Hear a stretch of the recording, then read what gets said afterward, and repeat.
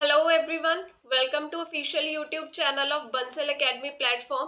I'm your physics educator here. तो आज इस सेशन में हम फिजिक्स के क्वेश्चंस डिस्कस करेंगे जो एचपी सेट एग्जाम में प्रीवियस ईयर पेपर में पूछे गए हैं। तो हमारा फर्स्ट क्वेश्चन है which of the following pairs is an example of isobar. तो हमसे पूछा गया है कि इनमें से कौन सा पेयर जो है वो आइसोबार है। अब आइसोबार क्या होते हैं बेसिकली हमारे पास, that is they have the same mass number. तो जिनका मास नंबर यहाँ पे सेम होगा, ठीक है, उनको हम बोलते हैं आइसोबार्स। अब अगर ऑप्शन ए में चेक करें, मास नंबर यहाँ पे ऑक्सीजन का 60 है और ये 40 है, तो ये हमारा आंसर नहीं है।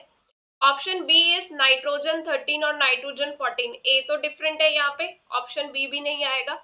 ऑप्शन सी भी नहीं आएगा, कार्बन और नाइट्रोजन का ए जो है वो सेम नहीं है यहाँ पे। ऑप्शन डी जो आएगा वो करेक्ट आंसर है यहाँ पे, कार्बन और नाइट्रोजन का मास नंबर यहाँ पे कितना है 14। तो ये जो ऑप्शन डी है, this is an example of isobar. Next question, the degree of forbiddenness in the beta decay of nuclear transition is. तो हमें यहाँ पे बताना है कि डिग्री ऑफ फॉरबिडनेस कितनी है। यहाँ पे ये जो ट्रांजिशन हमें गिवन है 1/2 पॉजिटिव से लेके 3/2 पॉजिटिव ट्रांजिशन। अब सबसे पहले यहाँ पे अगर देखें 1/2 पॉजिटिव, राइट, और यहाँ पे ट्रांजिशन किस में हो रही है 3/2 पॉजिटिव तक, तो यहाँ पे पैरिटी चेंज नहीं हो रहा है।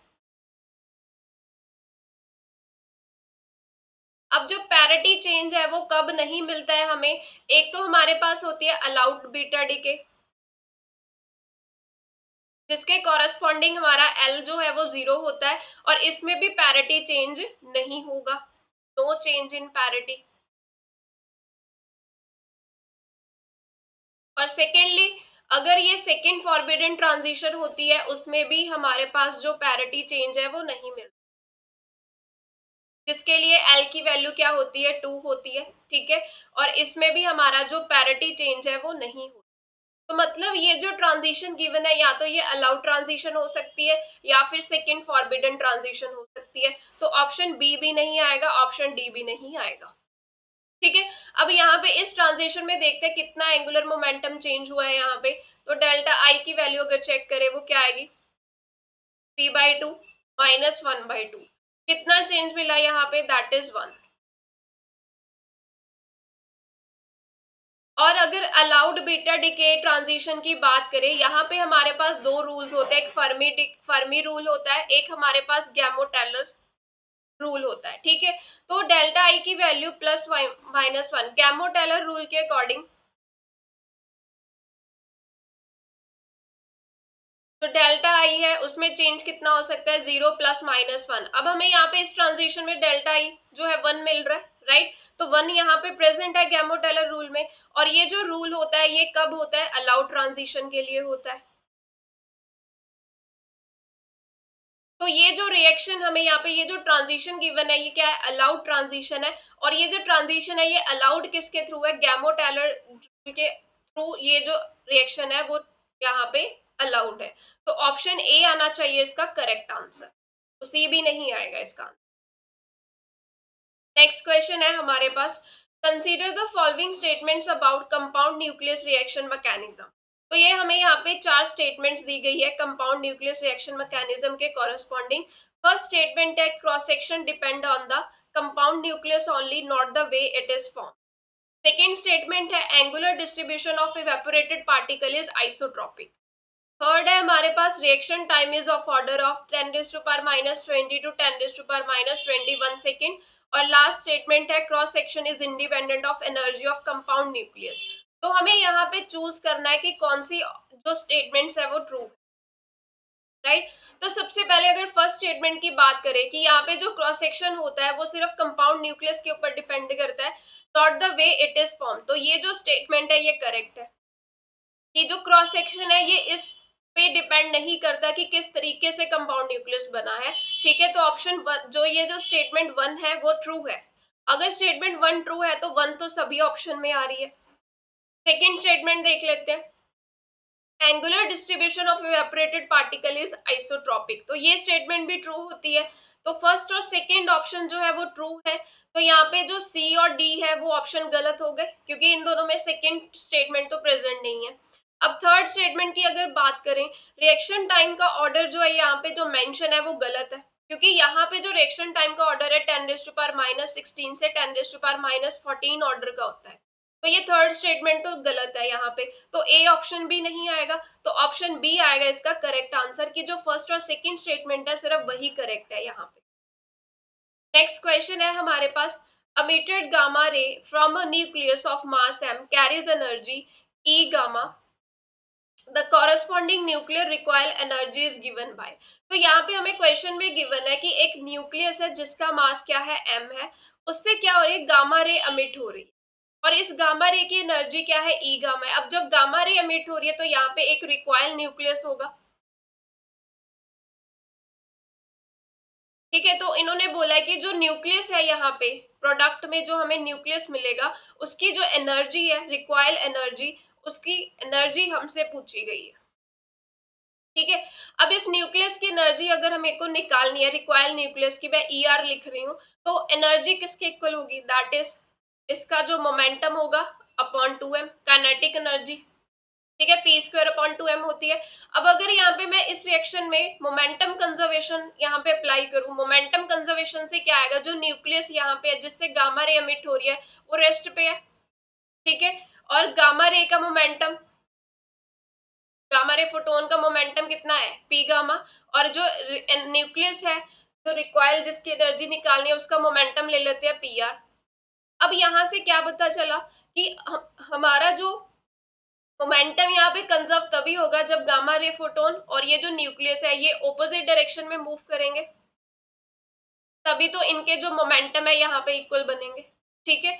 तो यहाँ पे हमें ये पता चल गया, अगर वेक्टर क्वांटिटी में लिखूं, ठीक है, तो मैग्नीट्यूड दोनों का सेम होना चाहिए बट डायरेक्शन ऑपोजिट होनी चाहिए, तभी तो यहाँ पे मोमेंटम कंजर्व रहेगा। तो यहाँ से क्लियरली पता चल रहा है कि पी गामा का जो मैग्नीट्यूड है वो रिक्वायर्ड न्यूक्लियस जो है यहाँ पे उसके मोमेंटम के इक्वल है। तो यहाँ पे मैं इस रिलेशन में पी गामा फिल कर देती हूँ, momentum of gamma ray photon का स्क्वायर अपॉन 2, मास कितना है यहाँ पे कैपिटल M है, तो कैपिटल M यहाँ पे यूज कर लेते। अब जो गामा रे फोटोन होता है उसका मोमेंटम का रिलेशन क्या होता है, दैट इज ई गामा किसके इक्वल होता है, पी गामा इंटू सी। यहाँ से मोमेंटम कितना आ जाएगा, that is E gamma upon C. तो ये रिलेशन जो है वो यहाँ पे फिल कर देते हैं, हमारे पास एनर्जी आ जाएगी, रिक्वायर जो न्यूक्लियस है उसकी रिक्वायर्ड एनर्जी निकल आएगी। तो ये यहाँ पे आ गया हमारे पास ई गामा का square upon 2m C square. जब हमने यहाँ पे मोमेंटम की वैल्यू फिल की तो ये जो ऑप्शन है ये ऑप्शन बी के साथ मैच करेगा, E gamma square upon 2m C square, that is our correct answer. Next question है हमारे पास, the energy of K beta x-ray is. तो के बीटा एक्सरे की एनर्जी जो होती है वो हम कैसे कैलकुलेट करते हैं, देखो के एक्सरे जो है वो कब निकलती है, कब मिट होती है, जब ट्रांजिशन हम लेते हैं, दैट इज फ्रॉम के टू एल। यहाँ पे के और एम शेल जो है वो इन्वॉल्व होते हैं, तो इसका जो ऑप्शन बी आएगा that is correct answer. Next question है हमारे पास, for the diatomic gas assuming the vibrations value of Cp upon Cv। तो value of Cp upon Cv ये रेशो किसके इक्वल होती है, स्पेसिफिक हीट रेशो की इक्वल होती है। हमें इसकी वैल्यू निकालनी है डायाटॉमिक गैस के लिए। अब डायाटॉमिक गैस में उन्होंने बोला कि हमें वाइब्रेशंस भी यहाँ पे मिल रही हैं, और ये वाइब्रेशंस ऑब्वियस है हाई टेम्परेचर पे ही देखने को मिलेंगी, ठीक है। तो यहाँ पे डिग्री ऑफ फ्रीडम्स हमें तीनों के लिए कैलकुलेट करने पड़ेंगे, दैट इज एक तो ट्रांसलेशनल मोशन की वजह से, दूसरा वाइब्रेशंस की वजह से, और रोटेशनल मोशन की वजह से डिग्री ऑफ फ्रीडम्स हमें यहाँ पे कैलकुलेट करने पड़ेंगे तीनों की वजह से, ठीक है।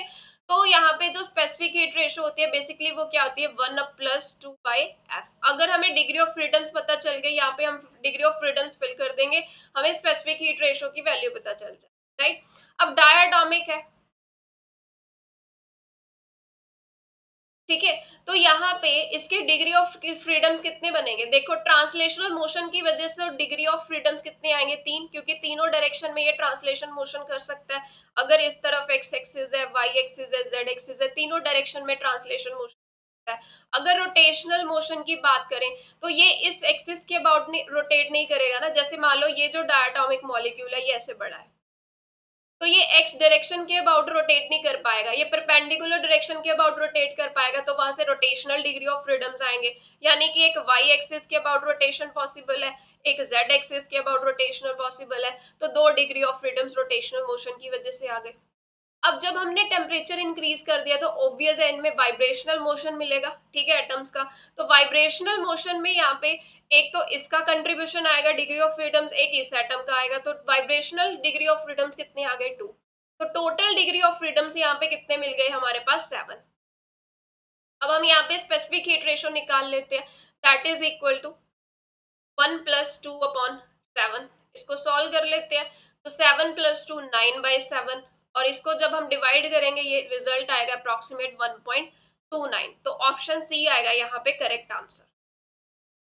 नेक्स्ट क्वेश्चन है हमारे पास, a sample of 200 gram water, it is slowly heated from 27 degree Celsius to 87 degree Celsius. तो हमारा जो इनिशियल टेम्परेचर है वो 27 डिग्री सेल्सियस है, इसको केल्विन में चेंज कर लेते हैं, यानी कि 273 हम इसमें ऐड कर देते हैं, तो ये कितना मिलेगा, that is 300 kelvin.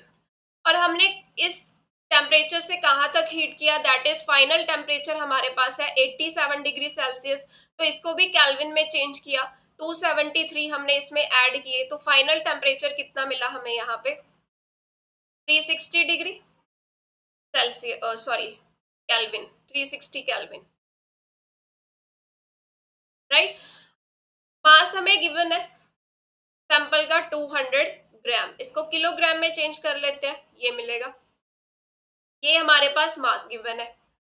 The specific heat capacity of water is, specific heat capacity given है, एंट्रोपी में चेंज निकालना है जाउल पर केल्विन में, राइट। अब हमें पता है कि एंट्रोपी में अगर चेंज निकालना है, डीएस किसके इक्वल होता है, dq अपॉन टी के इक्वल होता है। dq को मैं लिख सकती हूँ mc into dt upon T, ठीक है। ये जो चेंज इन हीट है उसका रिलेशन होता है ना, स्पेसिफिक हीट की फॉर्म में हम ऐसे लिख सकते हैं। अब इसको इंटीग्रेट कर देते हैं हम, that is dt upon T, initial temperature T1, final temperature T2। तो यहाँ से इंट्रोपी चेंज कितना मिला, dt अपॉन टी की इंटीग्रेशन नेचुरल लॉग टी आ जाएगा, तो this is T1 to T2। तो इंट्रोपी का चेंज हमें किसके इक्वल मिला, mc natural log T2 upon T1। Limits fill किए तो हमारे पास ये रिजल्ट आया इंट्रोपी चेंज कैलकुलेट करने के। अब इसमें हम वैल्यूज फिल कर देते हैं, तो इंट्रोपी का चेंज किसके इक्वल आ गया, मास कितना है 200, specific heat 4200, natural log final temperature कितना है 360 अपॉन इनिशियल टेम्परेचर 300। इसको हम कैलकुलेट करेंगे तो एंट्रोपी चेंज की वैल्यू अप्रोक्सीमेट 153 के इक्वल आती है कैलकुलेट करने के बाद, सो ऑप्शन ए आएगा इसका करेक्ट आंसर।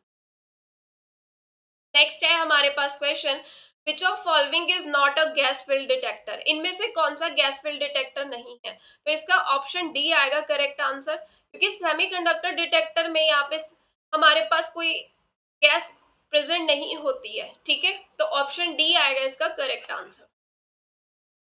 नेक्स्ट क्वेश्चन है, amplitude of pulse in a scintillation detector is proportional to, तो सेंटिलेशन डिटेक्टर में जो पल्स का एम्पलीट्यूड होता है वो किसके प्रोपोर्शनल होता है, that is option A amount of energy deposit in crystal by the radiation, option A जो आएगा दैट इज करेक्ट आंसर, कि हमें जो पल्स मिलेगी उसका एम्पलीट्यूड किसके ऊपर डिपेंड करता है, कि क्रिस्टल के ऊपर कितनी एनर्जी जो है डिपॉजिट हुई रेडिएशन के थ्रू, तो option A is correct here.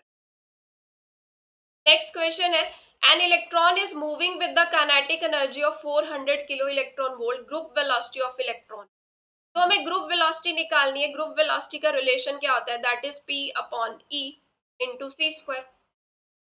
अब हमें मोमेंटम कैलकुलेट करना है और एनर्जी कैलकुलेट करनी है, ये हमें काइनेटिक एनर्जी गिवन है, बट ये जो होती है ये टोटल एनर्जी है। टोटल एनर्जी कैसे कैलकुलेट करेंगे, that is kinetic energy plus rest mass energy, kinetic energy हमें गिवन है यहाँ पे इलेक्ट्रॉन की 400 किलो इलेक्ट्रॉन वोल्ट, और इलेक्ट्रॉन की रेस्ट मास एनर्जी कितनी होती है 0.511 MeV। ठीक है, इस MeV को किलो इलेक्ट्रॉन वोल्ट में हम चेंज कर देते हैं, तो ये 400 किलो इलेक्ट्रॉन वोल्ट, और ये कितना मिल जाएगा 511 किलो इलेक्ट्रॉन वोल्ट। MeV को किलो इलेक्ट्रॉन वोल्ट में कन्वर्ट कर दिया, तो यहाँ से टोटल एनर्जी कितनी आ गई 911 किलो इलेक्ट्रॉन। अब हमारे पास टोटल एनर्जी आ चुकी है, अब हमें मोमेंटम चाहिए। अब क्योंकि ये रिलेटिविस्टिक सिचुएशन है ना, कैसे पता चला, देखो ऑप्शन में जो आंसर है वो ग्रुप वेलोसिटी देखो इन टर्म्स ऑफ c गिवन है, तो ऑब्वियस है ये रिलेटिविस्टिक सिचुएशन गिवन है, तो रिलेटिविस्टिक केस में टोटल एनर्जी किसके इक्वल होती है, that is p square c square plus m not square c4, यही रिलेशन होता है।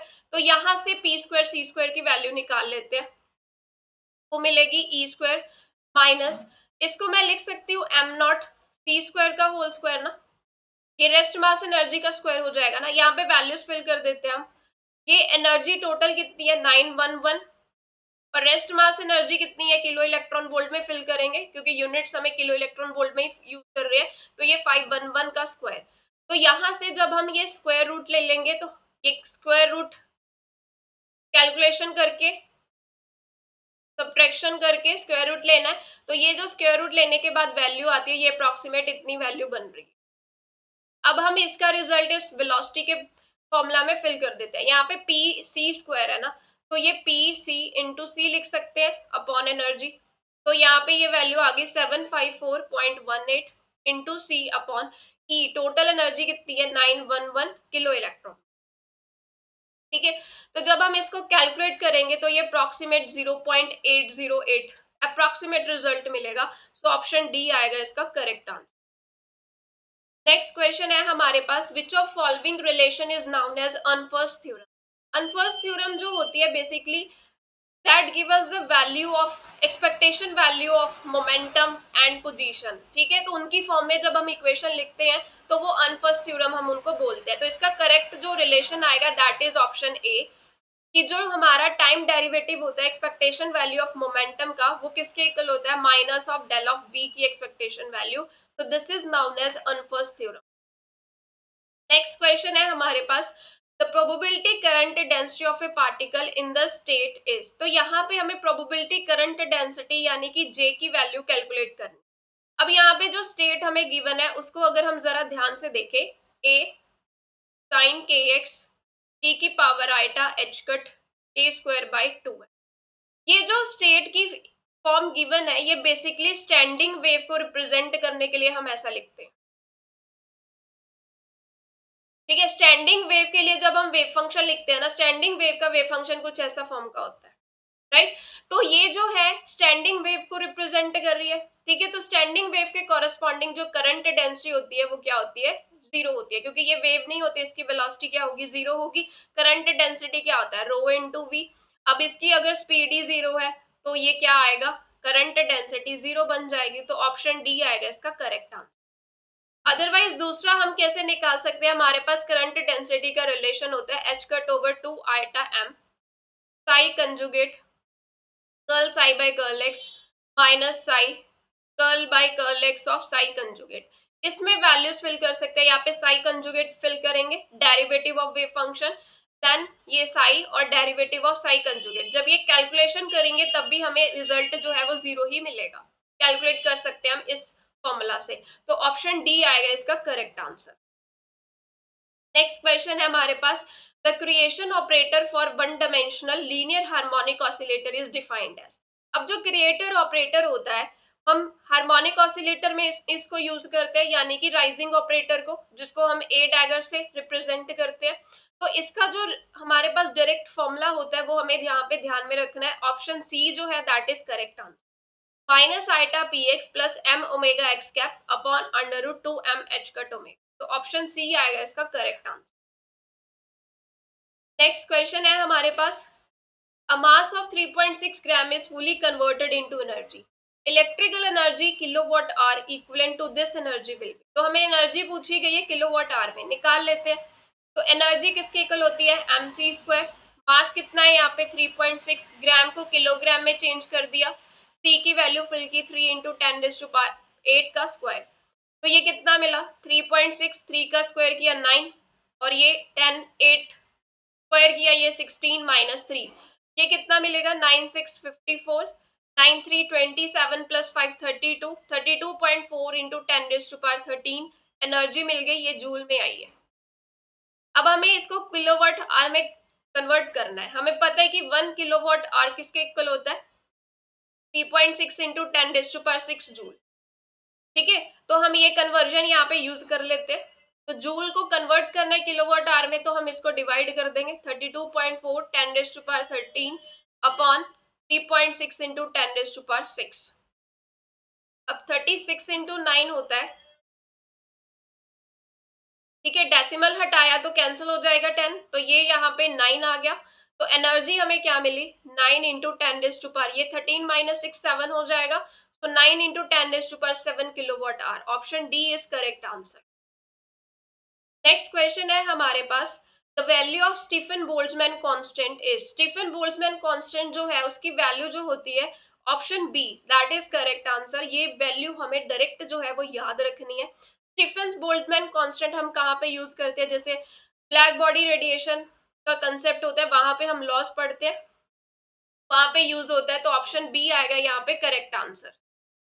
नेक्स्ट क्वेश्चन है हमारे पास, the speed at which mass of electron is doubled of its rest mass। हमें यहाँ पे इलेक्ट्रॉन की स्पीड फाइंड करनी है कि जब उसका जो मास है वो डबल हो जाएगा उसके रेस्ट मास से। रेस्ट मास मैं लेके चल रही हूँ दैट इज एम नॉट से रिप्रेजेंट कर दिया मैंने, तो एम जो है वो 2 टाइम्स ऑफ एम नॉट है। ठीक है, अब क्योंकि यहाँ पे ऑप्शंस में ध्यान से देखो सी की फॉर्म में ऑप्शंस हैं, यानी कि ये रिलेटिविस्टिक सिचुएशन है यहाँ पे। तो रिलेटिविस्टिक सिचुएशन में हमारे पास मास का रिलेशन क्या होता है M naught over 1 minus V square upon C square. तो इस इक्वेशन में हम वैल्यू फिल कर देते हैं M naught under root 1 minus V square upon C square, this is 2 times M naught. M naught से एम नॉट फैक्टर कैंसिल हो गया। ठीक है, अब इसको सॉल्व कर लेते हैं। 1 minus V square upon C square is equal to 2, दोनों तरफ स्क्वायरिंग कर दी, इज इक्वल टू 4। तो इसको सॉल्व कर लेते हैं। 4 minus 4b square upon C square, this is 4b square upon C square, 4 minus 1 किया 3, तो v square upon C square की वैल्यू आ गई 3/4। तो यहां से हमारे पास स्पीड कितना मिल जाएगा अंडर रूट 3/2 इंटू सी। तो इसको जब हम सॉल्व करेंगे तो ये 0.87 टाइम्स सी बन जाएगा। रूट 3 की वैल्यू 1.73 होती है, 2 के साथ डिवाइड करेंगे तो ऑप्शन बी मिलेगा यहाँ पे करेक्ट आंसर। नेक्स्ट क्वेश्चन है, which of following is the correct form of van der Waal equation। van der Waal equation की करेक्ट फॉर्म क्या होती है that is option C p plus a upon v square, v minus b is equal to RT। तो ये general result है, general equation है, तो option C is correct here. Next question है, Wronskian of this function and this function is. तो Wronskian हम कैसे निकालते हैं, इसका रिलेशन क्या होता है दैट इज हमें यहाँ पे डिटर्मिनेंट फाइंड करना होता है। यहाँ पे हमारा फर्स्ट फंक्शन होगा, ठीक है, यहाँ पे हमारा सेकेंड फंक्शन होगा और नीचे इनके डेरिवेटिव होंगे। अब हमें इस डिटर्मिनेंट को सॉल्व करना है। मान लो ये जो k cos bx है ये हमारा फर्स्ट फंक्शन है, इसको मैं fx ले रही हूँ, ये सेकेंड फंक्शन है, इसको मैं g ऑफ x से डिनोट कर। तो हम कैलकुलेट कर लेते हैं हमारा रॉन्स्कियन की वैल्यू। fx है हमारे पास k cos bx, g of x है k sin ऑफ bx। अब इसका डेरिवेटिव लेना है fx का, तो ये क्या आएगा cos का derivative sin minus sine, angle का आगे किया तो ये b आ गया। फिर ये gx का डेरिवेटिव लिया, sin का डेरिवेटिव cos और bx का डेरिवेटिव आगे किया b। अब इस डिटर्मिनेंट को सॉल्व करते हैं, ये क्या मिलेगा a square b cos square b of x minus इन दोनों को मल्टीप्लाई किया, ये माइनस पहले से है ये प्लस हो जाएगा, this is k square b sine of bx sine square. तो k square b term common आ रही है, cos square of bx plus sine square of bx। तो ये आइडेंटिटी यूज कर लेंगे, ये 1 होती है, तो हमारे पास वैल्यू कितनी आई k square b। Option A आएगा इसका करेक्ट आंसर। नेक्स्ट क्वेश्चन है हमारे पास, if the mean and the median of data are 12 and 15 respectively then its mod is। Mod calculate करना है। मॉड कैलकुलेट करने के लिए हमारे पास रिलेशन होता है P times median minus 2 times mean. अब यहाँ पे मीडियन कितना है 15 माइनस 2 टाइम्स मीन कितना है 12, तो ये कितना मिला 15 3 45 12 2 24, ये कितना मिला सब्ट्रैक्शन करके 21। ऑप्शन सी आएगा इसका करेक्ट आंसर। नेक्स्ट क्वेश्चन है junction capacitance of PN junction depend on. अब जो पीएन जंक्शन की जंक्शन कैपेसिटेंस होती है वो किसके इक्वल होती है एप्सिलॉन ए अपॉन डब्ल्यू। एप्सिलॉन परमिटिविटी होती है, ए एरिया हो गया जंक्शन का, डब्ल्यू क्या होगी विड्थ होगी जंक्शन। अब जो विड्थ मतलब कि जो जंक्शन की कैपेसिटेंस है वो विड्थ ऑफ जंक्शन के साथ वेरी कर रही है। अब जो विड्थ होती है वो किसके साथ किसके ऊपर डिपेंडेंसी होती है इसकी, डोपिंग कंसंट्रेशन के ऊपर और अप्लाइड वोल्टेज के ऊपर। ठीक है, तो जंक्शन की विड्थ जो है वो वेरी करती है डोपिंग कंसंट्रेशन और अप्लाइड वोल्टेज के साथ। तो हम बोल सकते हैं कि जो कैपेसिटेंस है वो भी इन दोनों फैक्टर्स के ऊपर डिपेंड करेगी। तो ऑप्शन सी आएगा इसका करेक्ट आंसर। नेक्स्ट क्वेश्चन है which one of following is not a characteristics of CMOS configuration। CMOS configuration की कौन सी characteristic नहीं है, तो इसका करेक्ट आंसर है option D that is CMOS devices has low input impedance. ये गलत स्टेटमेंट है क्योंकि जो CMOS कॉन्फ़िगरेशन होती है उसमें जो हमारी इनपुट इम्पिडेंस होती है वो हाई इनपुट इम्पिडेंस होती है CMOS कॉन्फ़िगरेशन में। ठीक है, तो ऑप्शन डी आएगा यहाँ पे correct answer. This is not a characteristic of CMOS configuration. Next question है फॉर ए ट्रांजिस्टर, ये हमारे पास बेस करंट गिवन है, ये करंट गेन गिवन है, ये ICO की वैल्यू गिवन है, हमें कलेक्टर करंट फाइंड करना है। तो कलेक्टर करंट का रिलेशन होता है beta into IB plus 1 plus beta into ICO। ये इक्वेशन होती है हमारे पास कलेक्टर करंट की इन टर्म्स ऑफ ICO। ठीक है, तो यहाँ पे हमें क्या चाहिए, बीटा चाहिए हमें, तो अल्फा गिवन है करंट अगेन, पहले बीटा निकाल लेते हैं। वो क्या आएगा alpha over 1 minus alpha. Alpha की वैल्यू 0.98, 1 माइनस 0.98, तो ये बीटा की वैल्यू कितनी आई 0.98 अपॉन ये सब्ट्रैक्शन किया तो ये 0.02 आएगा, तो ये 49 वैल्यू आ गई। ये 248 और 918 49 बीटा की वैल्यू आ गई। अब इस इक्वेशन में वैल्यू फिल कर देते हैं, तो कलेक्टर करंट क्या मिलेगा, बीटा की वैल्यू 49, बेस करंट है हमारे पास 100 micro ampere minus 1 plus beta, 1 plus beta की वैल्यू 49 और ICO ओपन, कलेक्टर ओपन है यहाँ पे, तो वो करंट हमें यहाँ पे गिवन है 5 माइक्रो एम्पियर, ये वैल्यू फिल कर दी हमने। अब इसको सॉल्व करते हैं, ये 4900 micro ampere minus sorry plus है यहाँ पे, ये 49 प्लस 150 हो गया, 50 इंटू 5 माइक्रो एम्पियर, तो ये कितना मिला 4900 माइक्रो एम्पियर प्लस 5 5 25 हो गया 250 माइक्रो एम्पियर।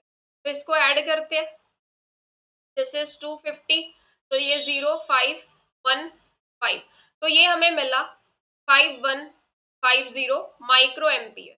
तो माइक्रो एम्पियर के ऑप्शंस तो मैच नहीं कर रहे, अब इसको मिली एम्पियर में चेंज कर लेते हैं। तो IC की वैल्यू 5150, माइक्रो एम्पियर को एम्पियर में चेंज किया, ये मिल रहा है। मिली एम्पियर में चेंज करना है तो यहाँ पे क्या करना पड़ेगा 10⁻³ मिली एम्पियर, ये बनेगा। 6 माइनस 6 को रिजोल्व कर दिया, -3 बचा है, तो ये कितना आया 5.150 मिली एम्पियर। तो ऑप्शन डी मिलेगा इसका करेक्ट आंसर। नेक्स्ट क्वेश्चन है हमारे पास the group velocity in terms of c and phase velocity is expressed as. तो ग्रुप वेलोसिटी और फेस वेलोसिटी के बीच हमें रिलेशन पता है कि ये जो इनका दोनों का प्रोडक्ट होता है ये c² के इक्वल होता है। तो यहाँ से ग्रुप वेलोसिटी किसके इक्वल आ जाएगी c² अपॉन फेस वेलोसिटी। तो ये ऑप्शन ए जो है that is the correct answer.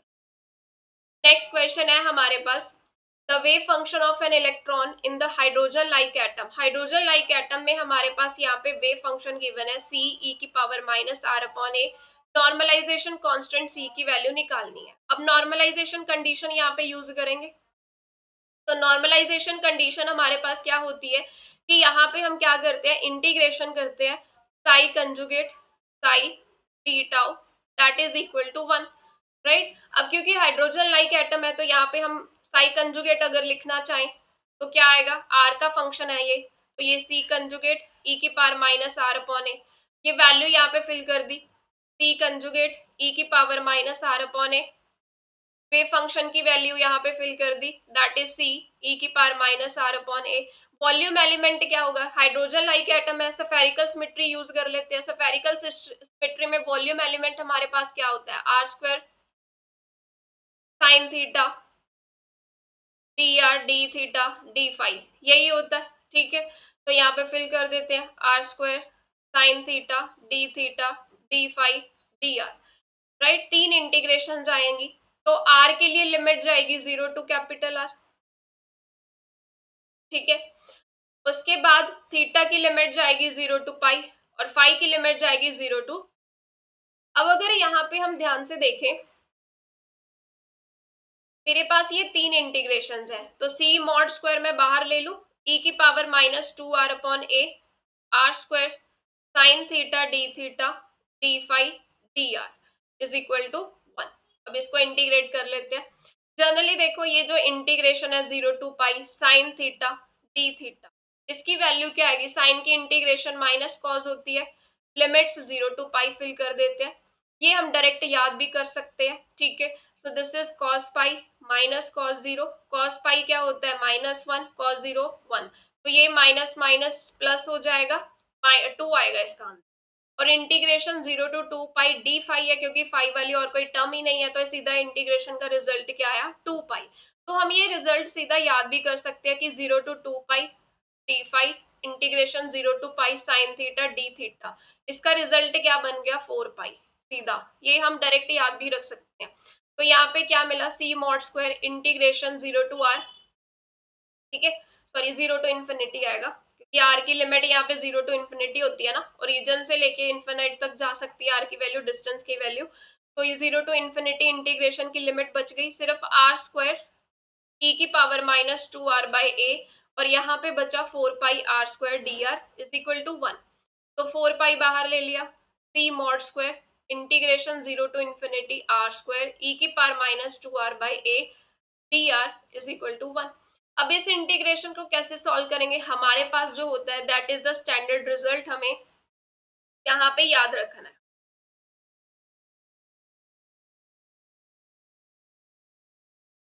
Standard result क्या होता है, जैसे देखो 0 to infinity X raise to power M E की power minus alpha X raise to power N D X, तो इसका रिजल्ट होता है 1 upon N gamma of M plus one upon N upon alpha raise to power M plus one by N.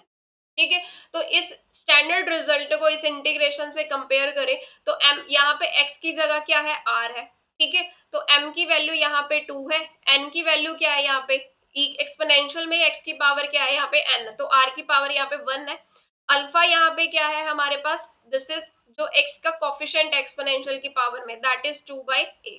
अब हम इस integration में हमारा result fill कर देते हैं, 4 pi C mod square 1 upon n, ठीक है, m की वैल्यू क्या है 2, 2 प्लस 1 गामा अपॉन 1, n की वैल्यू 1 है, अल्फा क्या है 2 अपॉन a, यहाँ पे यही वैल्यू आएगी तो 3 आ जाएगा, दिस इज इक्वल टू 1। अब इसको सॉल्व कर लेते हैं हम, this is 4 pi C mod square, ये 3 गामा किसके इक्वल होगा 2 फैक्टोरियल, तो ऊपर 2 आ गया, ये इसका क्यूब किया तो नीचे 8 और a क्यूब ऊपर चला गया इज इक्वल टू 1।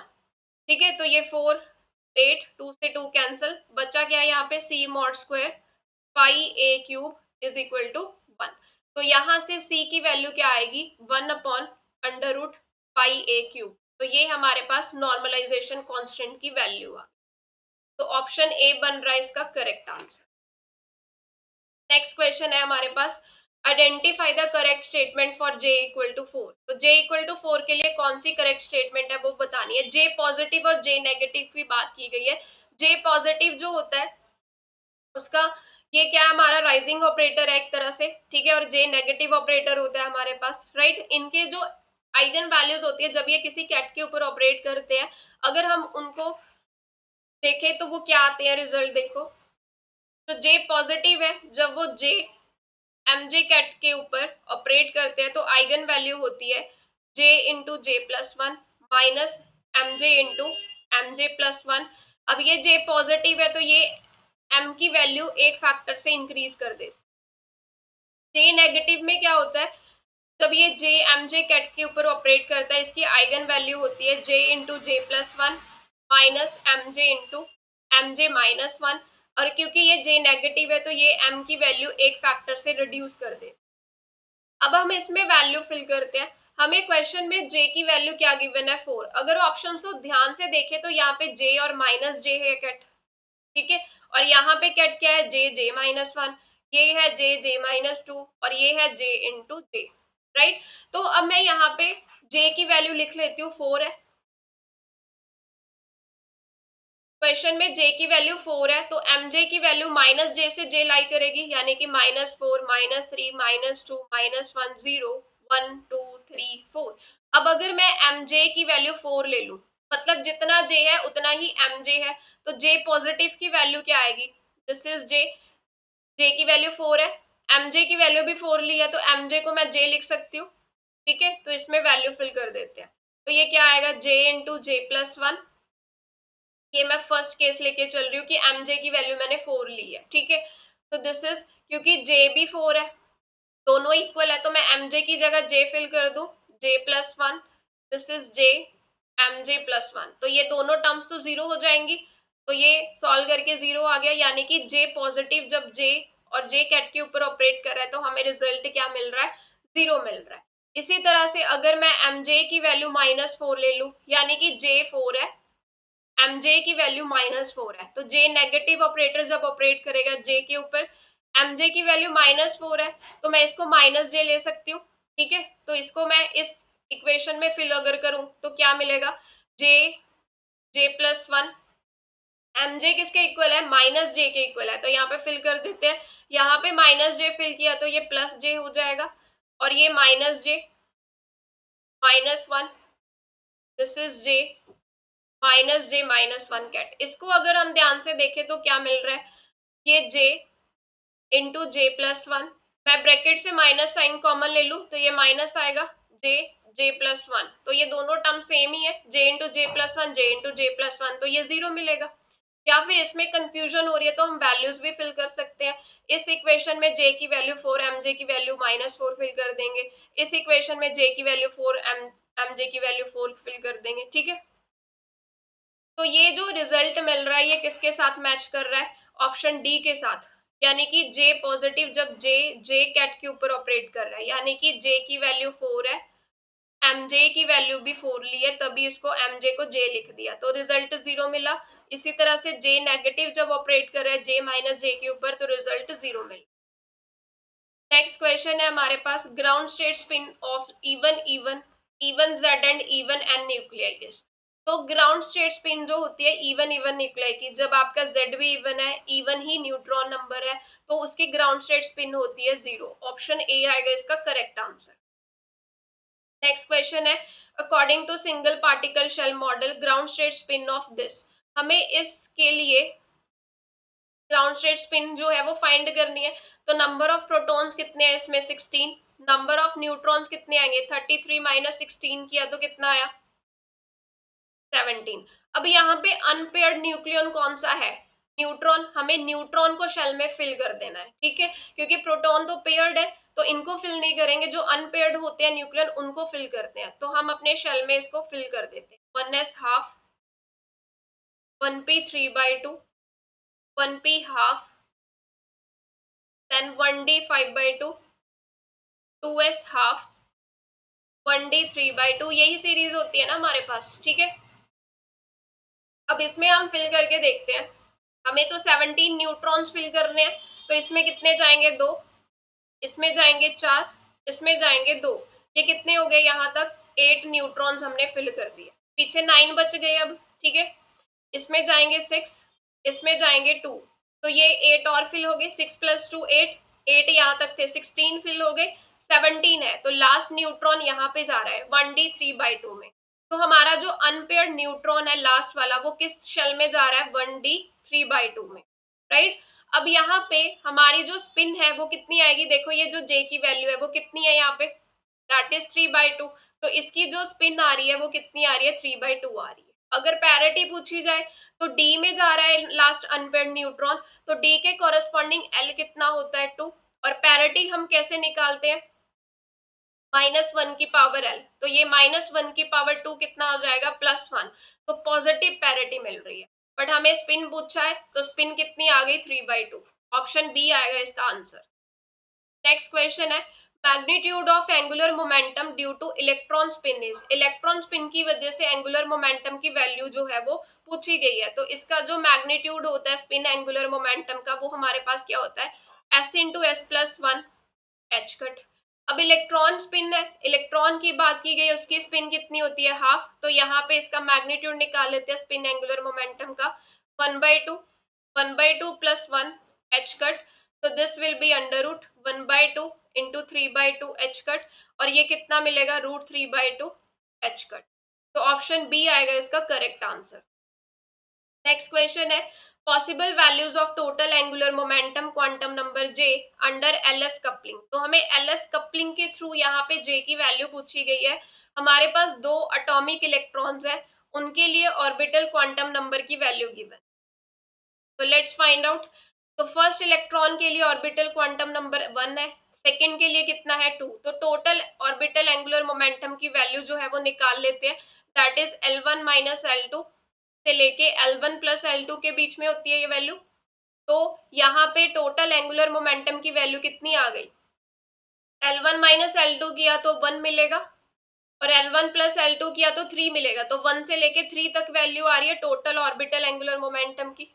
ठीक है, अब क्योंकि 2 एटॉमिक इलेक्ट्रॉन्स है, तो फर्स्ट इलेक्ट्रॉन के लिए स्पिन हाफ होगी, दूसरे के लिए भी हाफ होगी। तो टोटल स्पिन एंगुलर मोमेंटम की वैल्यू कैसे निकालते हैं हम, S1 - S2 मॉड से लेके S1 + S2 मॉड के बीच इसकी वैल्यू लाई करती है। तो टोटल स्पिन एंगुलर मोमेंटम कितना आएगा, दोनों को सब्ट्रैक्ट किया तो 0, और दोनों को ऐड किया तो 1।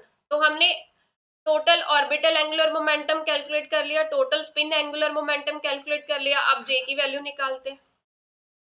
ठीक है, अब जे की वैल्यू जो है एलएस कपलिंग में हम कैसे निकालते हैं, जे की वैल्यू लाई करती है L - S से लेके L + S के बीच, ऐसे फाइंड करते हैं हम जे की वैल्यू। L - S से L + S, तो मतलब हमने यहाँ पे L तो कैलकुलेट कर लिया है जिसकी वैल्यू 1 2 3 है, और S की वैल्यू क्या है, 0 1। अब हमें ये सारे कॉम्बिनेशन लेने पड़ेंगे। ठीक है, तो चलो एक टेबल बना लेते हैं, उसी में वैल्यूज लिख। इस तरफ हॉरिजॉन्टल डायरेक्शन में मैं L की वैल्यूज लिख रही हूँ, कितनी मिली है मेरे को, 1 2 3।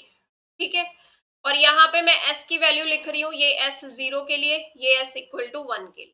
चलो कैलकुलेट कर लेते हैं। तो बॉक्स के बीच में मैं J वैल्यूज लिखूंगी। तो यहाँ पे फर्स्ट बॉक्स में देखो, ये वाले में यहाँ पे L कितना है, 1 है, S कितना है, इसके कॉरेस्पॉन्डिंग 0। तो J की वैल्यू क्या आएगी, 1 + 0 क्या हो जाएगा, 1 1 - 0 1 1 वैल्यू मिलेगी यहाँ पे। ठीक है, ये सेकेंड बॉक्स, यहाँ पे देखो L की वैल्यू इस बॉक्स के लिए 2 है, और यहाँ से S की वैल्यू कितनी आ गई, 0। तो J कितना मिला, ठीक है, L + S L - S करेंगे तो 2 ही मिलेगा।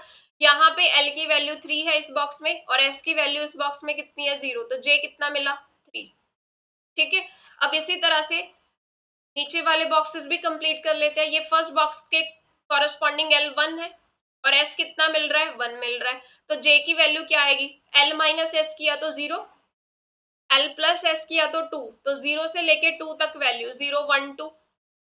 यहाँ पे L की वैल्यू 2 है इस बॉक्स के लिए, और इस बॉक्स के लिए S की वैल्यू 1 है। तो J की वैल्यू कितनी आएगी, L - S किया तो 1, L + S किया तो 3। तो 1 से लेके 3 तक वैल्यू जा रही है।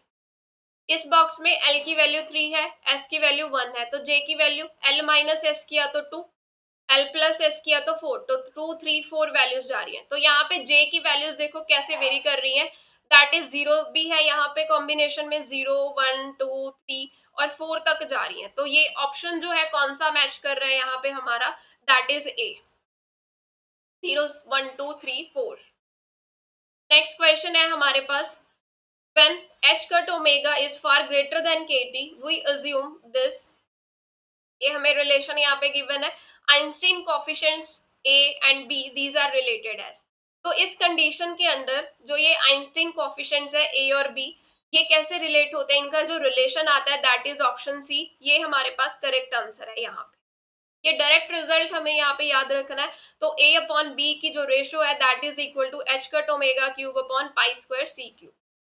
नेक्स्ट क्वेश्चन है हमारे पास, particle is under the action of force F and it is displaced from point this to this, work done by the forces। तो वर्क डन कैलकुलेट करना है तो फोर्स का डिस्प्लेसमेंट के साथ हम फैक्टर लेते हैं, डॉट प्रोडक्ट लेते हैं, फोर्स का डॉट प्रोडक्ट डिस्प्लेसमेंट के साथ। तो हमें पहले डिस्प्लेसमेंट कैलकुलेट करनी पड़ेगी। डिस्प्लेसमेंट कैसे कैलकुलेट करेंगे कि जो फाइनल पोजीशन का पोजीशन वेक्टर है माइनस इनिशियल पोजीशन का पोजीशन वेक्टर, राइट।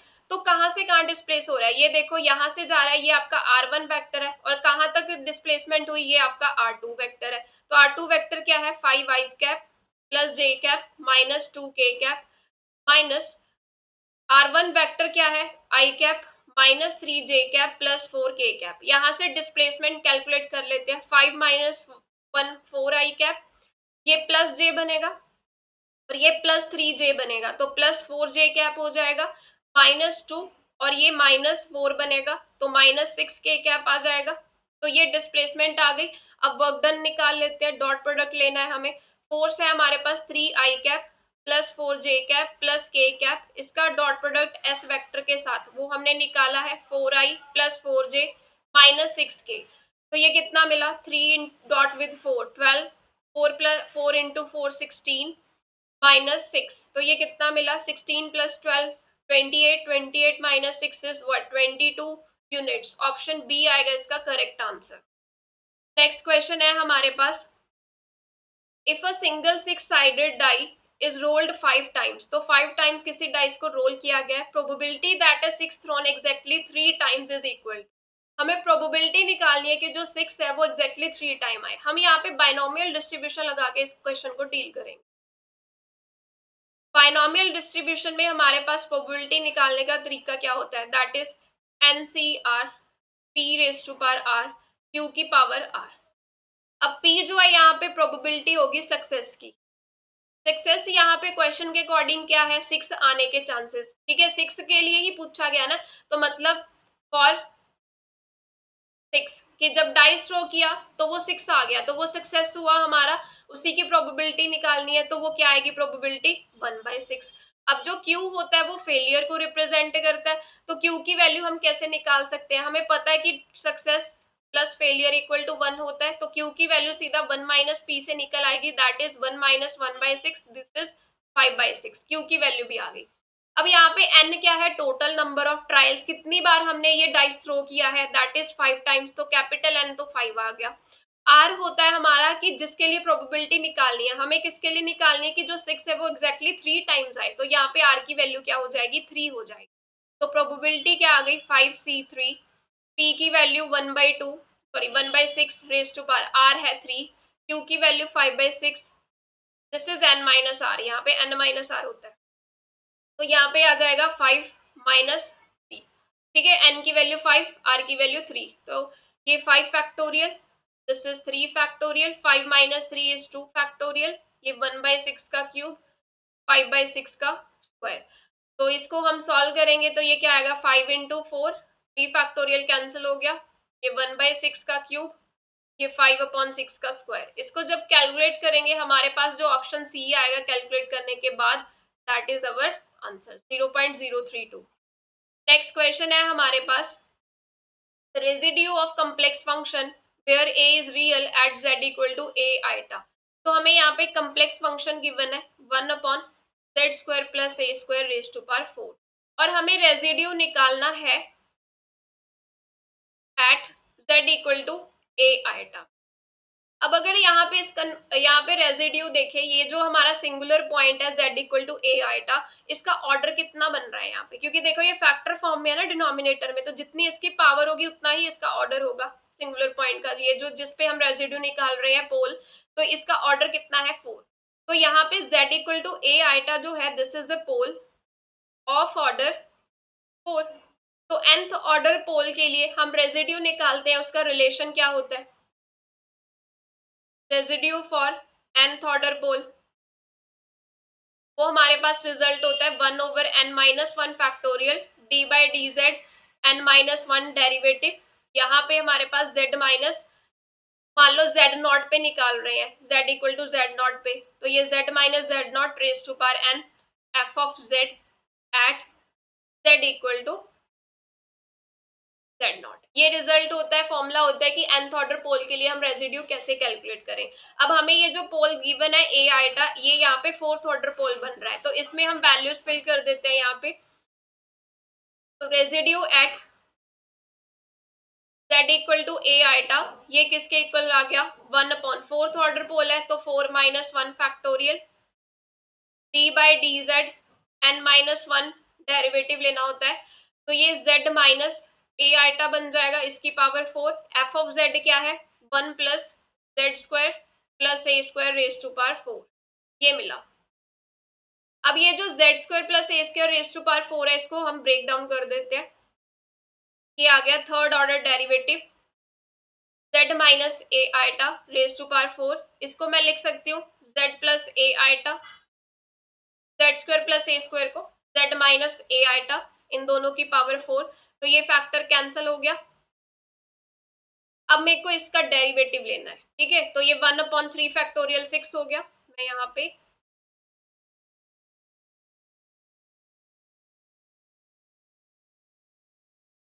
तो थोड़ा सा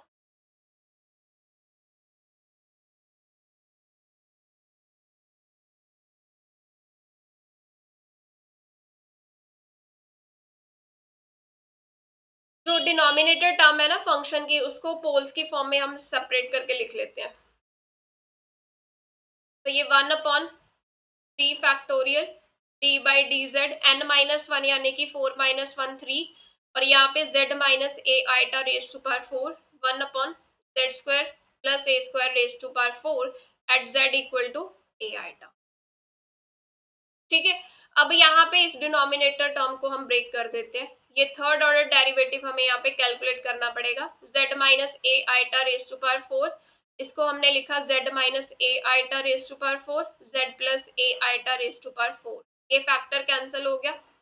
तो 1/6 थर्ड ऑर्डर डेरिवेटिव हमें किसका निकालना है 1/z plus a eta raise to power 4 at z equal to a iota. अब ये जो टर्म बची है इसका डेरिवेटिव लेना पड़ेगा 3 बार, ले लेते हैं। तो पहली बार डेरिवेटिव लेंगे 1/6, यहाँ पे सेकेंड ऑर्डर डेरिवेटिव, इसका डेरिवेटिव लिया तो ये -4 z plus a eta raise to power -5 बन जाएगा, इसको मैं न्यूमिनेटर में लेके जा रही हूँ, ठीक है, z equal to a iota. अब फिर से डेरिवेटिव लिया 1/6, ये -4 बाहर ले लेते हैं, तो ये d/dz बचेगा, ठीक है। अब फिर से अगर इसका डेरिवेटिव लिया -5 आगे आ गया, पावर आगे, पावर में से एक कम कर देते हैं हम, तो ये -6 बनेगा at z equal to 8 eta. ये -5 भी बाहर ले लिया, -4 के साथ मल्टीप्लाई किया तो 20/6 बन गया, d/dz of z plus a eta raise to power -6 at z equal to a iota. अब इसका फिर से डेरिवेटिव लिया, कितना मिला, that is -6 z plus a eta raise to power 7 हो जाएगा, -7 at z equal to a eta. ये -6 से 6 कैंसिल हो गया, -20 upon z plus a eta raise to power 7 at z equal to a iota. अब z की जगह a iota fill कर देते हैं, तो ये क्या मिलेगा a eta plus a eta 2 times of a eta raise to power 7। अब इसको सॉल्व करते हैं, देखते हैं क्या मिलता है। 2 की पावर 7 कितना मिलेगा, 2 की पावर 4 होता है 16, और ये 8, 16 इंटू 8, चलो ऐसे ही लिख लेते हैं फैक्टर फॉर्म, -20, तो ये 16 इंटू 8, ये a की power 7, eta raise to power 7 क्या आएगा हमारे पास, हमें पता है कि जो हमारा आइटा स्क्वायर होता है वो -1 होता है, आइटा रेज टू पावर 4 करेंगे तो +1 आ जाएगा, आइटा रेज टू पावर 6 करेंगे तो -1 आ जाएगा।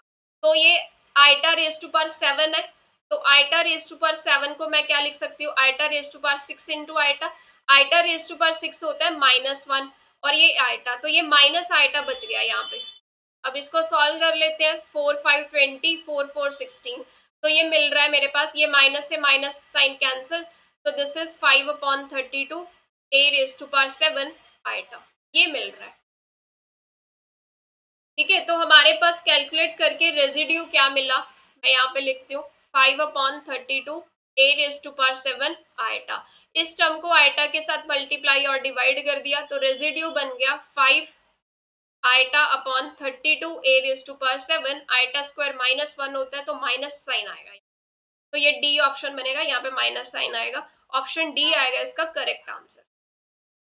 नेक्स्ट क्वेश्चन है हमारे पास, यहाँ पे हमें लैग्रेंजियन जो है वो गिवन है एन हार्मोनिक ऑसिलेटर का, हमें हैमिल्टोनियन जो है वो कैलकुलेट करना है। अब हैमिल्टोनियन कैसे कैलकुलेट करेंगे, यहाँ पे जनरलाइज कोऑर्डिनेट क्या मिल रहा है, एक्स की फॉर्म में इक्वेशन है, तो मतलब momentum p into x dot हो जाएगा माइनस एल, ये हमारे पास होती है। जनरली हमारे पास ट्रांसफॉर्मेशन ये होती है समेशन ओवर जे पी जे Q J dot minus L. अब हमारे पास ये जो यहाँ पे लैग्रेंजियन है वो सिर्फ एक्स की फॉर्म में, यहाँ पे जनरलाइज कोऑर्डिनेट एक्स ही मिल रहा है, एक्स, ठीक है, तो उसके कोरस्पॉन्डिंग हमने यहाँ पे जो कोऑर्डिनेट ले लिया एक्स डॉट ले लिया, क्यू डॉट की जगह यहाँ पे एक्स डॉट आ गया माइनस एल। अब हमें पता है कि यहाँ पे मोमेंटम क्या कैसे निकाल सकते हैं, curl L by curl x dot से निकाल सकते हैं, तो लैग्रेंजियन का डेरिवेटिव लिया with respect to x dot तो फर्स्ट टर्म में ही प्रेजेंट है, तो ये डेरिवेटिव लेके क्या आया एक्स डॉट, ठीक है, मतलब p जो है वो किसके इक्वल आ गया एक्स डॉट के इक्वल आ गया। अब इस इक्वेशन में वैल्यू फिल कर देते हैं, तो h किसके इक्वल आएगा हमारे पास यहाँ पे p, मैं x डॉट की जगह p फिल कर दूंगी, क्योंकि जो हैमिल्टोनियन होता है वो मोमेंटम की फॉर्म में हम रिप्रेजेंट करते हैं ना, फेस स्पेस में हम इसको डील करते हैं, तो ये मोमेंटम का फंक्शन होता है, एक्स डॉट का नहीं आएगा, तो मैंने यहाँ पे इस इक्वेशन में क्या किया, एक्स डॉट की जगह p फिल कर दी, माइनस लैग्रेंजियन की इक्वेशन में यहाँ पे एक्स डॉट है उसकी जगह मैंने p फिल कर दिया, p square upon 2 minus omega square x square upon 2 plus lambda x cube, तो यहां से हैमिल्टोनियन क्या मिला, ये p माइनस ये पी स्क्वायर बनेगा ना, एक्स डॉट की जगह पी फिल किया, तो P square minus P square by 2, ये पी स्क्वायर अपॉन 2 हो जाएगा, plus omega square x square upon 2, और ये माइनस हो जाएगी टर्म लैम्डा एक्स क्यूब, तो ये हैमिल्टोनियन मिल रहा है हमें। तो यहाँ पे अगर बात करें ऑप्शंस, ये टर्म नहीं आएगी, दिस इज लैम्डा एक्स क्यूब, यहाँ पे ये ऑप्शन बी बन गया यहाँ पे, ठीक है। तो हमें बेसिकली करना क्या होता है, क्योंकि हैमिल्टोनियन निकालना है, तो मैंने यहाँ पे कोऑर्डिनेट को रिप्लेस किया है, एक्स डॉट की जगह पी फिल कर दिया, लैग्रेंजियन में भी एक्स डॉट की जगह पी फिल कर दिया, हमारे पास क्या आ गया हैमिल्टोनियन। नेक्स्ट क्वेश्चन है हमारे पास, Hamilton's principal function S, Hamilton's characteristic function W for conservative system are related as। तो ये जो S और W जो होते हैं इनका आपस में जो रिलेशन होता है वो होता है हमारे पास option C, that is the correct answer. Next question है, an aluminium ball X and a iron ball Y, these are of same volume है दोनों का, these are thrown horizontally with the same velocity from top of building। मान लो ये ground floor है और ये हमारी एक बिल्डिंग है,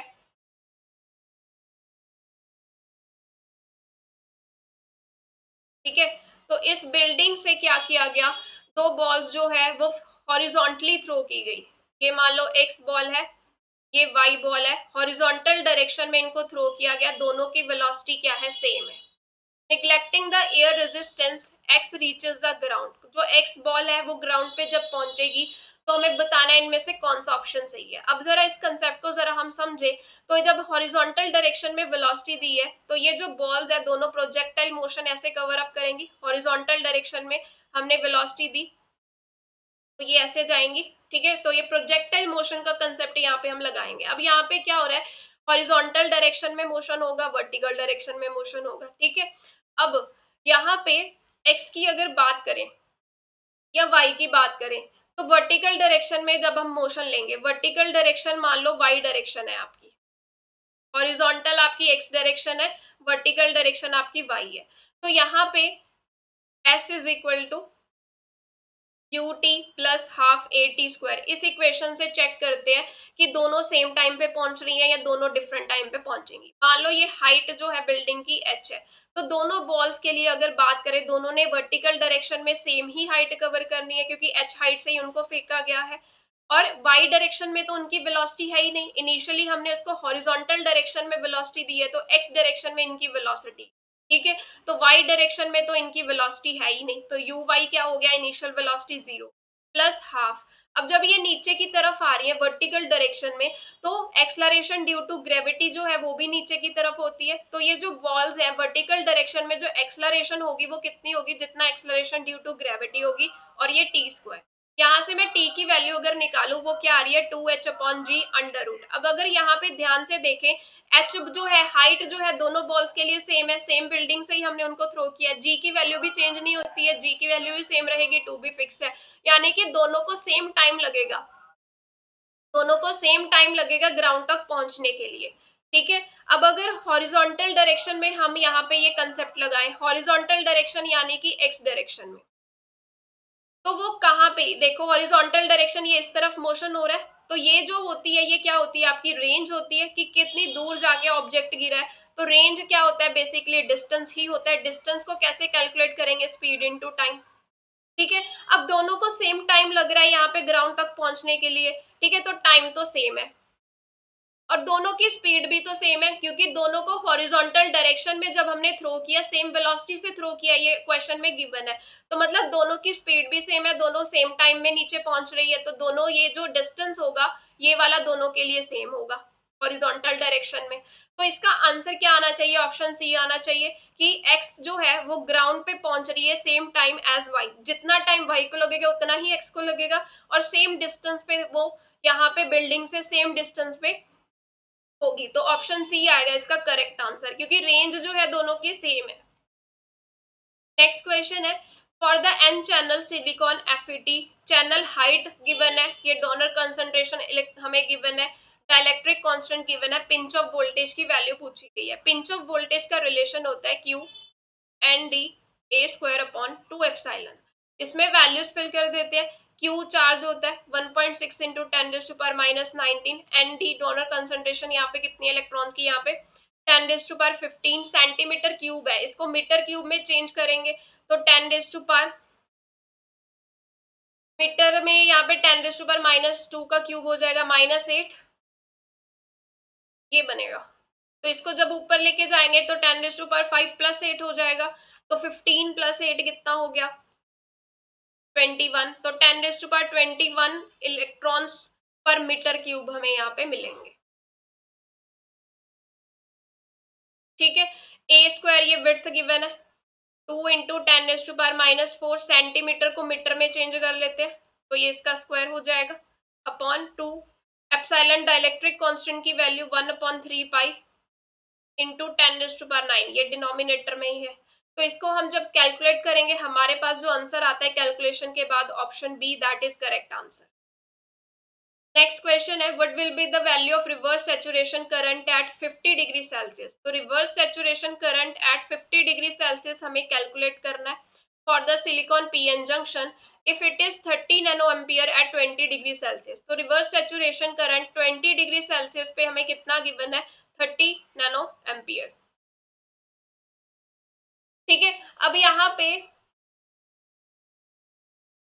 रिवर्स सैचुरेशन करंट का रिलेशन क्या होता है कि जिस टेम्परेचर पे कैलकुलेट कर रहे हैं मान लो वो T2 है, this is equal to reverse saturation current की वैल्यू एट T1 जिस पे वैल्यू पता है 2 T2 minus T1 upon 10 degree Celsius, ये रिलेशन होता है।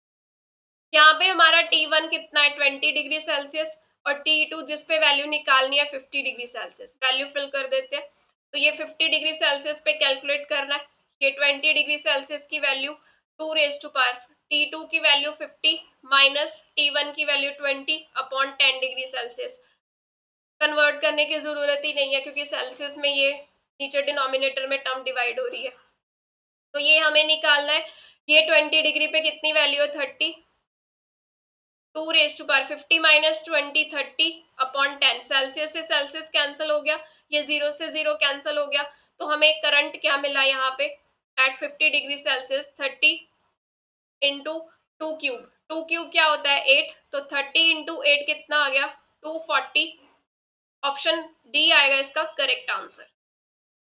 नेक्स्ट क्वेश्चन है हमारे पास, In the op-amp based circuit, concept of virtual ground can be conveniently be invoked if. तो concept of virtual ground जो है वो conveniently हम कब यूज करते हैं op-amp में, यहाँ पे दैट इज ऑप्शन ए आएगा इसका करेक्ट आंसर, कि जब हमारा जो गेन होगा वो इनफाइनाइट और जो इनपुट रेजिस्टेंस है वो भी क्या होगी, इनफाइनाइट। नेक्स्ट क्वेश्चन है, what is the maximum modulating frequency that can be used to achieve the modulation index with the deviation of frequency this. तो मॉड्यूलेशन फ्रीक्वेंसी हमें यहाँ पे मैक्सिमम जो है वो पूछी गई है, मॉड्यूलेशन इंडेक्स गिवन है और डेविएशन गिवन है फ्रीक्वेंसी की। तो मॉड्यूलेशन इंडेक्स का रिलेशन क्या होता है, modulation index that is equal to delta f upon f m. Delta f क्या रिप्रेजेंट कर रहा है, that is the deviation in frequency, और एफ एम क्या है, मैक्सिमम मॉड्यूलेटिंग फ्रीक्वेंसी, ये रिलेशन होता है। तो हम यहाँ पे कैलकुलेट कर लेते हैं, हमें मैक्सिमम मॉड्यूलेटिंग फ्रीक्वेंसी कैलकुलेट करनी है, मतलब एफ एम की वैल्यू निकालनी है। तो ये कितना आएगा, delta f upon modulation index को हम बीटा से डिनोट करते हैं, तो ये बीटा इस तरफ आ गया। डेविएशन कितनी है, 7.48 किलोहर्ट्ज, और बीटा कितना है, मॉड्यूलेशन इंडेक्स है 2.2, तो इसको जब डिवाइड करेंगे ये मिलेगा 3.4 kilohertz modulating frequency, option A आएगा इसका आंसर। नेक्स्ट है हमारे पास, energy of uniformly charge spherical shell of a total charge Q and radius R is. हमारे पास यहाँ पे क्या एक शेल है, ठीक है, जिसका रेडियस क्या है, कैपिटल आर है, और इसके ऊपर चार्ज क्या है, क्यू है। क्योंकि देखो ये शेल है, शेल के अंदर तो चार्ज होता नहीं है, तो अगर आर लेस देन आर की बात करें, चार्ज जीरो है, तो इसके अंदर फील्ड क्या होगी, जीरो होगी, इलेक्ट्रिक फील्ड जीरो होगी। अगर शेल के बाहर की बात करें तो आर ग्रेटर देन आर, तो यहाँ पे देखो सरफेस पे यहाँ पे ये चार्ज होता है, तो इसकी वजह से जो बाहर किसी ऑब्जर्वेशन पॉइंट पे अगर हम फील्ड निकालें तो उसका रिजल्ट हमारे पास होता है 1/4πε0 Q square upon R square, ये रिजल्ट होता है, ठीक है। ये शेल का रिजल्ट होता है, यूनिफॉर्मली चार्ज शेल का, बाहर फील्ड मिलेगी 1/4πε0 Q square upon R square. अब हमें एनर्जी पूछी गई है, एनर्जी कैसे निकालेंगे, that is equal to integration over all space, यहाँ पे होता है energy density into DV volume, तो पूरी स्पेस के ऊपर इंटीग्रेशन करेंगे। अब जो एनर्जी डेंसिटी होती है बेसिकली यहाँ पे, वो हमारे पास रिलेशन क्या होता है एनर्जी डेंसिटी का, दैट is half epsilon naught E square, ये रिलेशन होता है, ये यहाँ पे फिल कर देते हैं, तो एनर्जी हमारे पास मिल जाएगी। एनर्जी क्या आ गई, integration half epsilon naught E square d V. तो इंटीग्रेशन भी जो होगी पूरे स्पेस की अगर बात करें, तो यहाँ पे 0 टू आर, वो तो अंदर तो इलेक्ट्रिक फील्ड जीरो है, तो वो इंटीग्रेशन जीरो हो गई, तो लिमिट्स आर टू इंफिनिटी जानी चाहिए। चलो मैं ब्रेक कर देती हूँ इस इंटीग्रेशन को, पहले 0 to capital R E inside का स्क्वायर डीवी प्लस ये आर टू इंफिनिटी, और ये आउटसाइड वाला रीजन है, अंदर तो फील्ड जीरो है, ये इंटेग्रल जीरो। अब हम इसको सॉल्व कर लेते हैं, limits R to infinity, outside field कितनी है, that is 1/4πε0 Q square upon R square whole square, small R आना चाहिए, ये अगर ऑब्जर्वेशन पॉइंट का रीजन से डिस्टेंस आ रहा है, small R square, DV volume element, spherical symmetry है, तो वॉल्यूम एलिमेंट मैं यहाँ पे फिल कर देती हूँ 4πr² dr, ठीक है, तो ये 4πr² dr आ गया। ये कैसे बना है, बेसिकली वॉल्यूम एलिमेंट हमारा r² sine theta D theta d phi d r होता है, तो साइन थीटा डी थीटा की इंटीग्रेशन करेंगे 2 आएगा, डी फाई की इंटीग्रेशन 2π, तो इस इंटीग्रेशन को सॉल्व करके 4π आता है, वो मैंने सीधा लिख लिया 4π, पीछे क्या बच गया r² dr। अब इसको सॉल्व करते हैं, 1/2 एप्सिलॉन नॉट, ये 1 आर इंफिनिटी, ये स्क्वायर होगा 16 pi square epsilon naught square Q की power 4 r raised to power 4, this is 4π r square dr, ये q upon r square होगा, स्क्वायर नहीं होगा,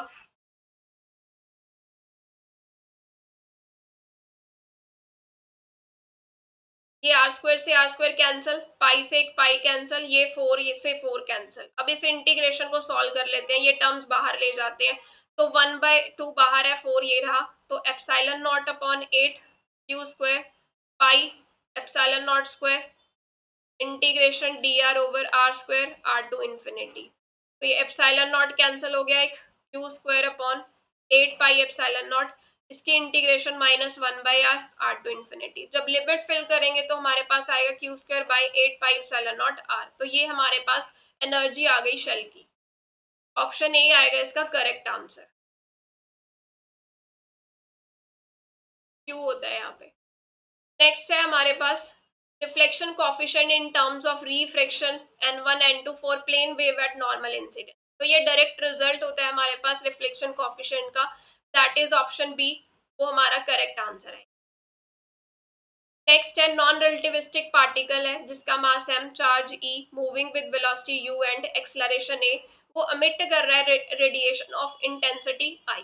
What is the intensity of radiation emitted by particle of mass m/2, charge 2e, velocity u/2, acceleration 2e। तो जो intensity emit होती है, तो radiation emit होती है, उसकी पावर या इंटेंसिटी जो होती है वो डायरेक्टली वेरी करती है q² a² के साथ। अगर मैं यहाँ पे रिलेशन लिखूं वो कुछ ऐसा आता है कि जो रेडिएशन एमिट हो रही है उसकी पावर या इंटेंसिटी का रिलेशन होता है q² a² upon 6 pi epsilon not c³, कुछ ऐसा रिलेशन होता है।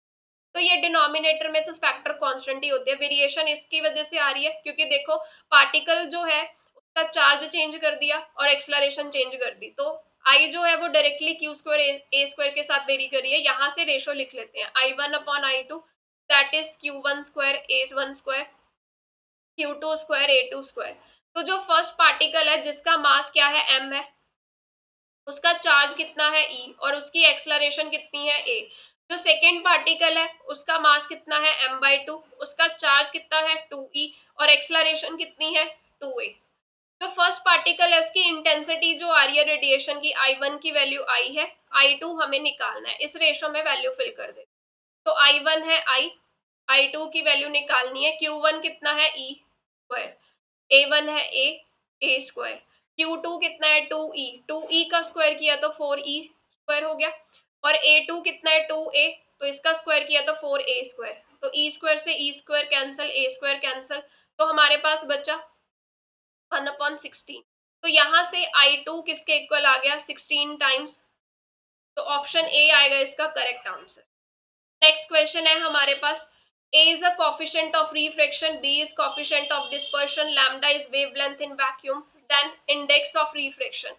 तो ये जो बेसिकली रिलेशंस हमें यहाँ पे गिवन है, ये कॉचीज रिलेशन पूछा गया है हमें रिफ्रैक्टिव इंडेक्स का, तो वो हमारे पास होता है a plus b/λ² c/λ4 up to so on, ऐसे कुछ होता है।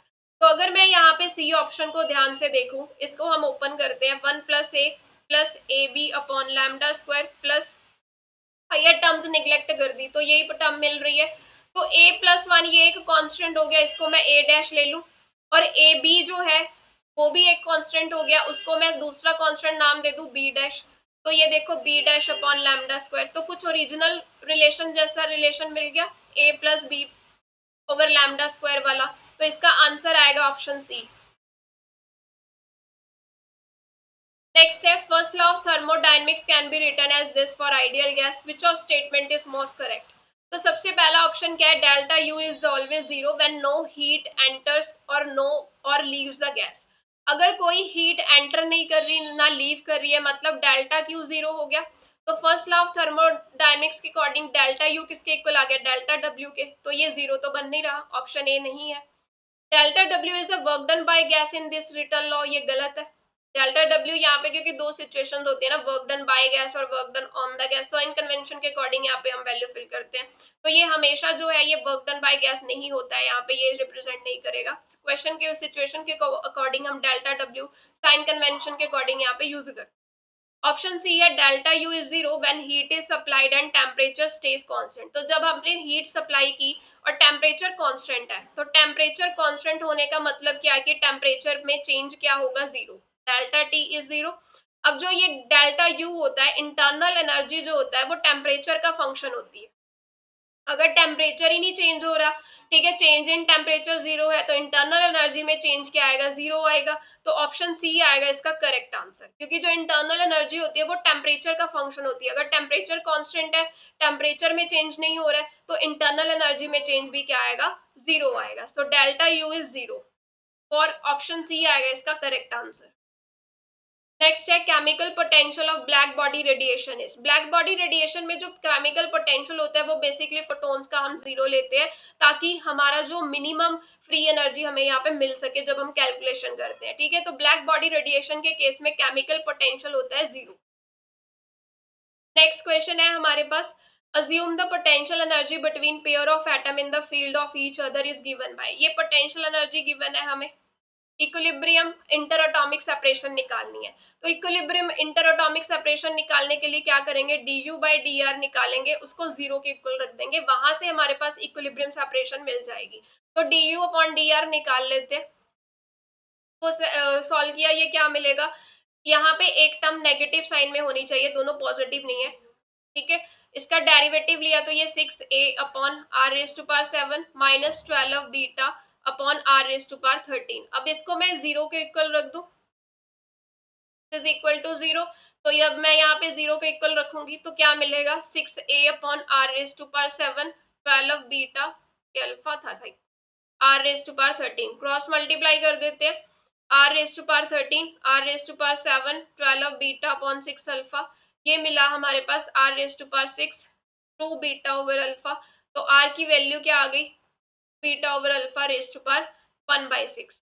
ये हमारे पास इंटर एटॉमिक सेपरेशन है, ऑप्शन ए आएगा इसका correct answer, 2 beta over alpha raise to power 1/6। Next है हमारे पास, इफ एटॉमिक रेडियस हमें सोडियम का गिवन है, Fermi energy of sodium at 0 kelvin. तो फर्मी एनर्जी का रिलेशन क्या होता है, h cut square upon 2m 3 pi square n raise to power 2/3। ठीक है, अब n यहाँ पे निकाल लेते हैं, that is density of sodium upon atomic weight into Avogadro number. Density होती है 970 किलोग्राम पर मीटर क्यूब, एवोगैड्रो नंबर की वैल्यू निकाली, एटॉमिक वेट 0.023 किलोग्राम पर मोल। यहाँ से n की वैल्यू आएगी, यहाँ पे फिल कर देंगे सारे वैल्यूज, h कट की value 1.05 10 raise to power minus 34 upon 2m, m की वैल्यू फिल कर देंगे इलेक्ट्रॉन का मास, और यहाँ पे 3 पाई स्क्वायर फिल कर देंगे, और n की वैल्यू ये वाले फिल कर देंगे 970 6.022 10 रेज़ टू पावर 23 0.02, इसकी पावर 2/3। तो इसको कैलकुलेट करेंगे, कैलकुलेशन करने के बाद ऑप्शन बी आएगा इसका करेक्ट आंसर। नेक्स्ट है maximum radius of interstitial sphere octahedral that can fit into void between body centre atom of BCC structure is. अब यहाँ पे क्या होता है, मैक्सिमम रेडियस पूछा गया है, बॉडी सेंटर स्ट्रक्चर है हमारे पास, बॉडी सेंटर में हमारे पास क्या होता है कि हमारे पास यहाँ पे कॉर्नर्स पे एटम्स होते हैं और बॉडी के सेंटर में एटम होता है, that is our BCC structure. अब यहाँ पे ऑक्टाहेड्रल वॉइड की बात की गई है, ऑक्टाहेड्रल वॉइड जो होता है वो लार्जेस्ट वॉइड होता है यहाँ पे, और ये कहाँ पे होता है, फेस के सेंटर और एज के सेंटर में ये प्रेजेंट होता है। ठीक है, अगर मान लो अब यहाँ पे हमारे पास जो बीसीसी के लिए कंडीशन आती है, दैट इज ये हमारे पास रिलेशन होता है यहाँ पे। ठीक है, बीसीसी कंडीशन, बीसीसी के लिए हमारे पास एटॉमिक रेडियस का रिलेशन ये होता है। अब मान लो कि यहाँ पे ये जो एटम्स है,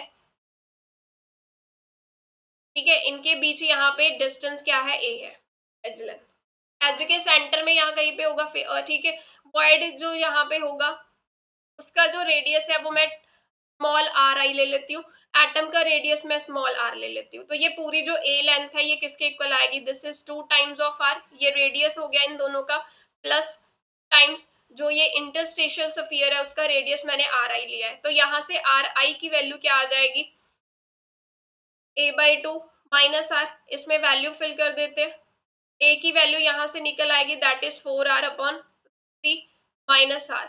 अब इसको कैलकुलेट करेंगे तो इंटरस्टिशियल स्फीयर जो है उसका मैक्सिमम रेडियस कितना आएगा, 0.155 आर, ऑप्शन ए।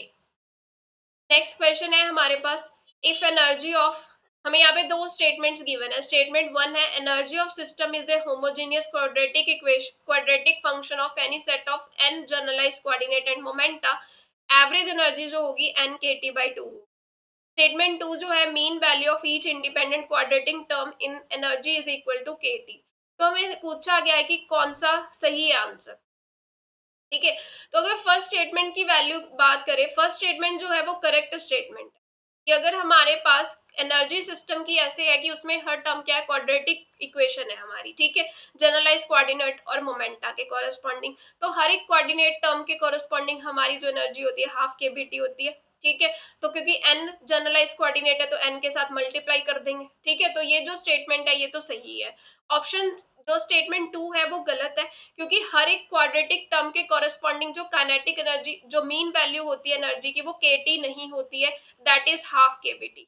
ये इक्यू पार्टीशन थ्योरम की स्टेटमेंट होती है कि अगर एनर्जी हम लिख रहे हैं उसमें क्वाड्रेटिक टर्म प्रेजेंट है मोमेंटा कोऑर्डिनेट की फॉर्म में, हर एक जो टर्म होगी क्वाड्रेटिक टर्म उसके कोरेस्पॉन्डिंग जो हमारी एनर्जी होती है हाफ kBT होती है। ठीक है, तो स्टेटमेंट वन करेक्ट है, स्टेटमेंट टू रॉन्ग है यहाँ पे, तो ऑप्शन सी आएगा यहाँ पे करेक्ट आंसर।